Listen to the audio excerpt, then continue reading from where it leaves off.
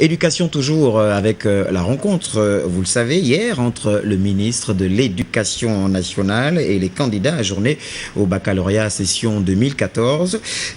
C'était donc l'occasion tout indiquée pour la mise en place d'une commission de vérification de notes de tous les candidats ajournés. Le déroulement de cette activité et l'activité donc de cette commission dans ce reportage de Cabrel Guilain-Lemami et de Richard Moubiwa.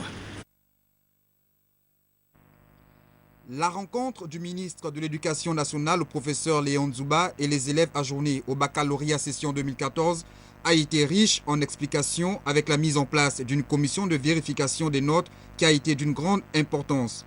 Un échange auquel prenaient part le ministre et son délégué, les élèves et les parents. Vous avez fait ça, le calcul de sa moyenne, vous avez additionné à la moyenne. Non, c'est une simulation. La loi ne l'autorise pas.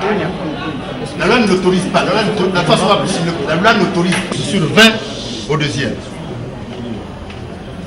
Mais le mode de calcul réel, c'est celui qui vous a été présenté initialement, à l'issue duquel vous avez 7. C'est celui-là le mode de calcul. Donc, c'est matière fondamentale.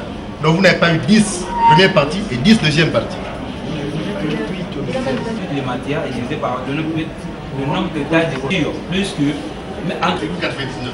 Dans ce cas, vous étiez admissible. Mais ce n'est pas le cas, vous avez 7 sur 71. de ce qui avait été décidé. Parce que justement, vous n'avez pas suffisamment appris en première toutes les matières. Et ça, nous sommes en train de regarder pour les curricula. C'est ce qu'on a dit, que nous reprendrons le bac 1 lorsque les curriculales de première seront les curriculales de terminale pour les matières non fondamentales. C'est là présenté un des moments forts de ces discussions qui auront permis à bon nombre des candidats de mieux appréhender les techniques de calcul des notes et de comprendre les raisons de leur échec. Les matières, le bac intégral ont été avantagés. Alors qu'on regarde les statistiques, c'est faux. C'est eux qui ont été avantagés. Ils étaient environ 4000 et à peu près 3000 ont réussi. Donc la majorité de vos camarades qui avaient fait le bac 1 et qui ont fait le bac 2 ont réussi.